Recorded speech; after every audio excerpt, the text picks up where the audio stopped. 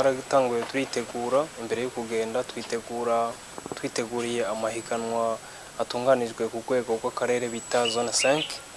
hanyuma turitegura gushika mu minsi ya nyuma twari tuzi yuko tugiye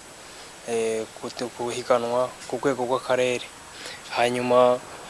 dushitseyo twasanze atari ko bimeze twasanze ari twe twitavye twenyene hanyuma tuca turaraba kuvayo tutakinye tuca twemera gukina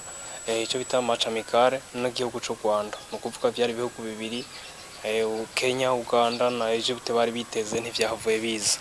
twaciye rero dukina n'abanyarwanda gusa hanyuma turakina turavugana n'abanyarwanda uko dutegerezwa gukina twari dufite equipe zibiri bahiganwa ku byo bita komite no kuvuga inkomba hakaba na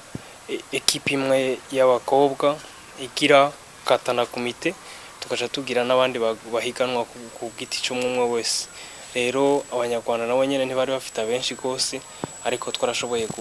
gukina tuvayo dukinya abakinyi twajanye bashobora kuvayo bakinya